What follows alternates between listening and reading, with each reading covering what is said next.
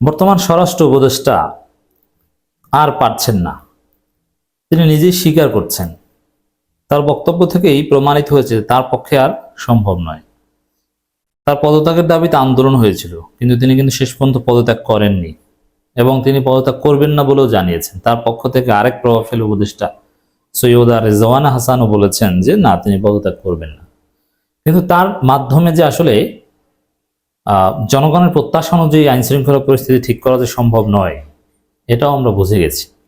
এজন্য দেখবেন যে ঈদ আমাদের জন্য যেরকম আনন্দের, ঈদ ছিনতাইকারী চোর ডাকাতদের জন্য একটা উপলক্ষ, যে এই ঈদকে কেন্দ্র করে তারা ভালো পরিমাণের চুরি ছিনতাই ডাকাতি করতে পারে। এই জন্য ঈদকে কেন্দ্র করে, ঈদের আগে পরে এগুলো বাড়ে। এই জন্য ঈদকে কেন্দ্র করে আইন শৃঙ্খলা রক্ষাকারী বাহিনীর বিশেষভাবে তৎপর হতে হয়। কিন্তু এই স্বরাষ্ট্র উপদেষ্টার যে যোগ্যতা, যে দক্ষতা, তাতে মনে হয় যে ঈদের আগে এবং পরে বাংলাদেশে কিছু অঘটন ঘটবে, যেগুলো নিয়ন্ত্রণ করার সক্ষমতা এই স্বরাষ্ট্র উপদেষ্টার নেই, সেই হ্যাডম তার নেই। তার কথাবার্তাই কি দুর্বল দেখেন। জনগণ উচ্ছৃঙ্খল হয়ে গেলে সমস্যা, বাহিনী দিয়ে কন্ট্রোল করা যায় না। তাহলে আপনি আছেন কেন? বাহিনী দিয়ে মানে এটা কি? জনগণ উচ্ছৃঙ্খল হয়ে গেছে, কন্ট্রোল করা যায় না, জনগণ থামেন না। জনগণকে নসিহত করবেন, এটা ঠিক আছে, কিন্তু এই নসিহত স্বরাষ্ট্র উপদেষ্টা করবে না, এটা অন্য কেউ, প্রধান উপদেষ্টা অন্য কেউ করবে। জনগণের একটা অংশ মব ক্রিয়েটের চেষ্টা করবে, উচ্ছৃঙ্খল হয়ে যাবে, বরং তাদেরকে আপনি কিভাবে দমন করবেন এটাই হচ্ছে আপনার কাজ। কে বলেছে অধিকাংশ জনগণকে উচ্ছৃঙ্খল? কিছু জনগণ উচ্ছৃঙ্খল, তাদেরকে দমন করবেন, এটাই আপনার কাজ। কিন্তু আইন শৃঙ্খলা রক্ষাকারী বাহিনীর কাজ হয় না বা সম্ভব নয়, এটা তো কোনো কথা না। এটা কোনো যোগ্য স্বরাষ্ট্র উপদেষ্টা বা মন্ত্রী এটা বলবে না বা বলার কথা নয়। অতএব এই বক্তব্যই তার প্রমাণ। জনগণ উচ্ছৃঙ্খল হয়ে গেলে সমস্যা, বাহিনী দিয়ে কন্ট্রোল করা যায় না। জনগণ উচ্ছৃঙ্খল হয়ে গেলে বাহিনী দিয়ে কন্ট্রোল করা যায়, কন্ট্রোল করতে হবে, কন্ট্রোল করা হয়েছে, অতীতে এরকম প্রমাণ আছে। আপনাকে প্রয়োজনে শক্তি প্রয়োগ করতে হবে, লিমিট বজায় রেখে। এই বক্তব্য প্রমাণ করে যে তার মাধ্যমে আসলে সম্ভব হচ্ছে না। সম্প্রতি গুলশানের এক বাসায় মব করে তল্লাশির নামে তছনছ, ভাঙচুর এবং লুটপাট চালানো হয়। একই দিনে দুপুরে মব করে রাজধানীর ভাটারা এলাকায় ইরানের 2 নাগরিক সহ 3 জনকে মারধরের ঘটনা ঘটে। পরে পুলিশ এসে ওই 2 বিদেশি নাগরিককে উদ্ধার করে এবং হাসপাতালে ভর্তি করে। এর আগের দিন সোমবার চট্টগ্রামের সাতকানিয়া মসজিদের মাইকে ডাকাত এসেছে ঘোষণার পর পিটুনিতে 2 জন নিহত হয়। আচ্ছা, এই যে ঘটনাগুলো, এই ঘটনার সাথে যারা জড়িত তাদেরকে আপনারা কি ধরেছেন? চট্টগ্রামের সাতকানিয়ায় যে 2 জন নিহত হয়েছে, কই, কি অভিযান চালিয়েছেন তাদেরকে ধরতে? কতজনকে গ্রেপ্তার করেছেন? মাইকে ঘোষণা দিয়ে পিটিয়েছে। তা কারা ঘোষণা দিয়েছে, কে ঘোষণা দিয়েছে, এটা খুঁজে বের করা মোটেও ব্যাপার না। 10-12 জন এতদিনে গ্রেপ্তার হতো যদি স্বরাষ্ট্র উপদেষ্টা ওইরকম হ্যাডম থাকতো। কিন্তু কই, আপনি তো কাউকে ধরতে পারলেন না। এর মানে বোঝা যায় যে একটা মব অনেকে ঘটাবে। আবারও বলছি, জনগণের অভ্যুত্থান আর মব কিন্তু এক জিনিস নয়, জনগণের জেগে ওঠা আর মব এক জিনিস নয়। ঘোষণা দিয়ে ধানমন্ডি 32 ভাঙা আর এই ধরনের ঘটনা ঘটানো এক নয়। এখন এই যে এই মসজিদের মাইকে ঘোষণা দিয়ে গণপিটুনি বা ইত্যাদি ইত্যাদি, এটা একটা নাটক, পরিকল্পিত হত্যাকাণ্ড। এগুলো যারা করেছে তাদের বিরুদ্ধে আপনার অভিযান কি, ব্যবস্থা কি? আপনি ব্যবস্থা নিতে পারছেন না, আপনি আপনার অসহায়ত্ব স্বীকার করছেন।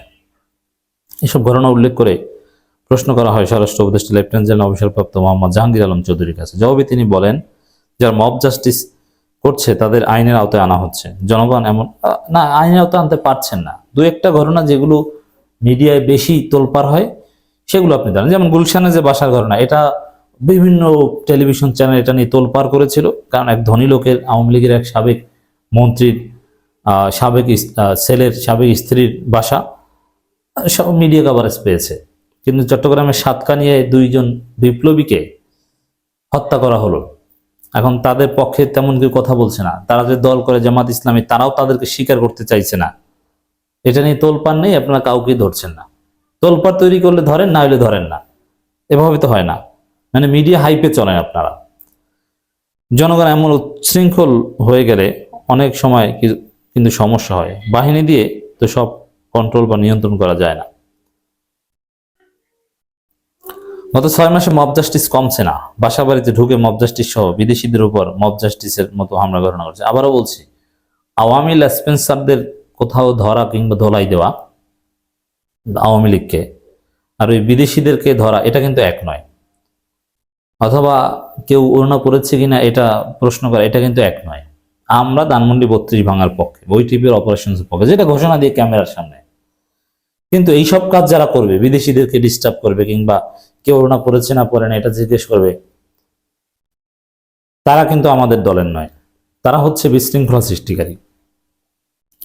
বাসা বাড়িতে ঢুকে মব জাস্টিস, বিদেশিদের উপর মব জাস্টিসের মধ্যে হামলা ঘটনা করছে। এই বিষয়ে জানতে চাইলে স্বরাষ্ট্র উপদেষ্টা বলেন, আমি দ্বিমত করব না, হচ্ছে। তবে যেখানে হচ্ছে সঙ্গে সঙ্গে আমরা আইনের আওতায় নিয়ে আসি, সঙ্গে সঙ্গে পারছে না, পুলিশের উপর হামলা হচ্ছে, এক্ষেত্রে জনগণকে সচেতন করতে হবে।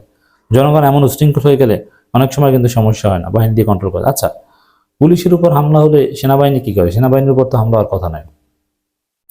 সেনাবাহিনীকে ম্যাজিস্ট্রেসি পাওয়ার দিয়েছেন, কই? সেনাবাহিনী তো আঙ্গুল চুষে কিছু করতে দেখি না। ম্যাজিস্ট্রেসি পাওয়ার নিয়ে এরা মশা মারে। মানে সেনাবাহিনী যে অদক্ষতার পরিচয় এবার দিচ্ছে, বাংলাদেশের সেনাবাহিনী হাসিনা যে আসলে ধ্বংস করে দিয়ে গেছে তার প্রমাণ। কোনো পেশাদারিত্ব নেই, কিছু পারেই না। সেনাবাহিনীকে তো কেউ গোনে না, ঠোলার মতো মনে করে অনেকটা। কোথাও কোনো অ্যাকশন তো দেখি না। সেনাবাহিনী যেখানে যাবে আসছে, অপরাধীরা বলেও আর ওই অপরাধের কথা চিন্তা করবে না। একসময় সেনাবাহিনী এরকম ইমেজ ছিল। কিন্তু ওয়াকারুজ্জামান কি করেন? বাহিনীটাকে কি বানিয়েছেন? না ইচ্ছা করে সহযোগিতা করছেন না ডক্টর ইউনূস সরকারকে?